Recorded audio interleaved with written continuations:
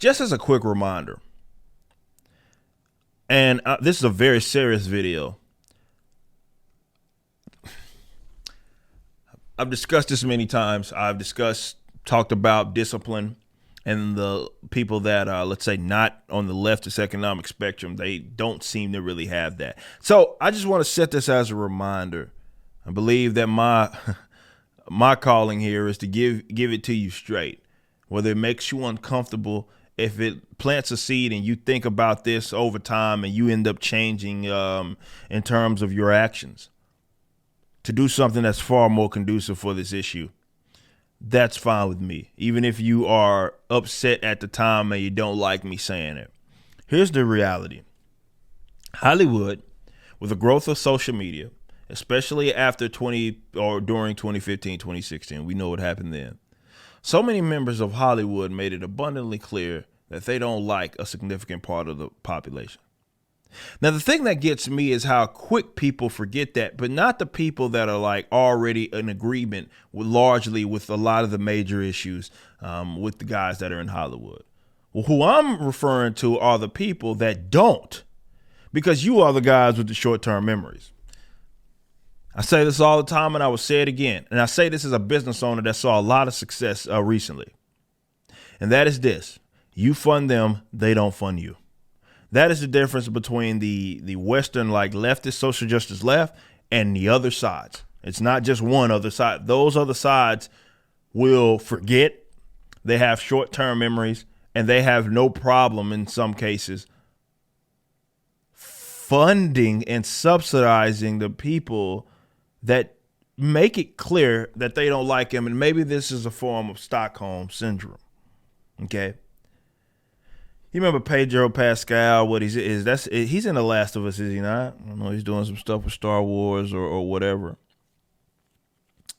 And you remember when he basically conflated half of the voting population to literal Nazis, Confederates, but more importantly, Nazis in this case, a group of people that were responsible for genocide, some of the most evil people in human history, conflated that. I don't think that's funny. And they get to do that. And social media has allowed them to put themselves on a pedestal, and they'll straight up tell you, these aren't any longer buried in some extra interview. They're not just buried in some magazine, newspaper. No. These now are just guys that are telling you straight up what their views are, and they'll do it on their own accord. Instagram, Twitter, tell you how much they don't like you, certain issues that are prominent to you, you suck and all that. And yeah, wouldn't it be great when we lived in a world where people didn't care about that? Politics were on the back burner. I would love that world. I mean, people look at, because I'm like a libertarian, people look at it because they don't understand what actual libertarianism is. And they think of it as like just strictly a political philosophy. And it's not. It's more of a anti-political philosophy. And really, if you look at the root, Hans Hermann Hoppe talks about this, if you look at what it actually is, the goal of libertarianism is to actually rid that geographical area or the world of politics. That's the ultimate goal. It brings out the evil in so many people, right? But it's far more clear, and they become more emboldened. And you had the Summer of Love in 2020, where even more so they became more emboldened. And then not just with that, you had the jab situation, where so many folks were, Sean Penn's of the world, and some of the just ugly things that they said about people that were just not going to fall over themselves to fall over other people to just go get a jab for something that had a 99% survival rate. How people forget. And I'm a guy that, yes, I will complain. I will do videos. I do all of that, but I do still think it's important to identify solutions where you can. And if you can be a part of that, it's what I deal with entertainment. If you can be a part of that, I think that you have to be useful there if you're going to make your complaints.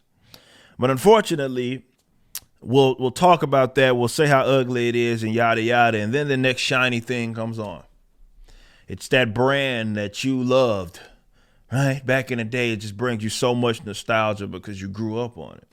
But it's entirely produced by the same group of folks who, baked into their own rules, have shown you where they're at sociopolitically. Not even just that. You look at how basically Gina Carano, as an example, was sacrificed just in front of everybody. Okay? That should have been the right there, at least with Disney, which is the easiest of the mega corporations to defund because, well, they don't provide any. They're not like an AT&T where they may have not anymore, but AT&T used to have that entertainment wing. They sold those assets off, but back then, okay, you got phones, communication and stuff.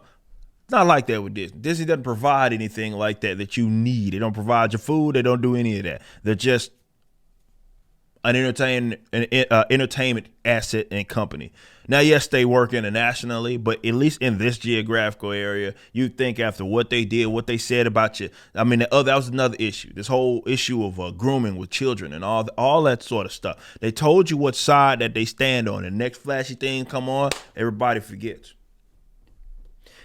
And that's what I continue to talk about with the lack of discipline. But going back to my point, the whole Gina Carano thing should have been like it for everybody as far as I'm concerned, at least minimum with Disney, but especially what happens in Hollywood where they show you if you have and you publicly admit that you have positions that are political that may differ from what they deem as the status quo, they will do everything they can to end your career.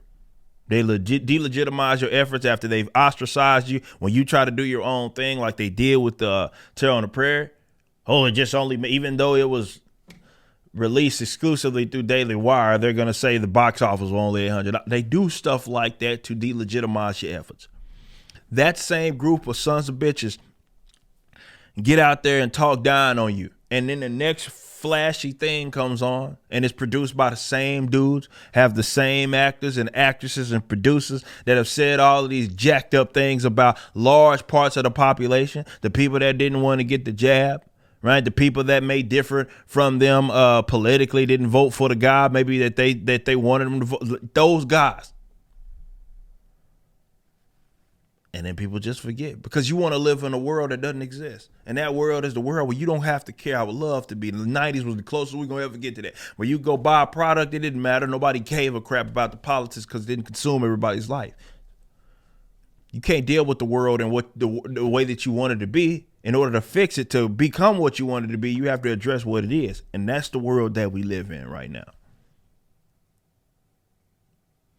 So as I continue to say it, Hollywood looks at you with complete contempt. They do not like you. What are you going to do about it? Wherever you're viewing the content, I appreciate you. If you enjoyed it, you may be interested in my comic book company, Rippaverse Comics. Our first book and campaign, ISOM #1, brought in $3.7 million with tens of thousands of satisfied customers. Visit Rippaverse.com to check out our store and stay up to date with the latest campaigns from one of the hottest new comic book companies. Also, my first big step towards a parallel economy was the development of my personal website, ericdjuly.com. This entirely replaced my Patreon. Now, if you enjoy this content, please consider becoming a member over at the website. We have an ever-expanding list of perks for various membership tiers, a forum, and a phone app. Some of these perks will even benefit you if you're fans of the Rippaverse. Anyway, I appreciate you so much for being a supporter and or customer. I even got a little love for my haters.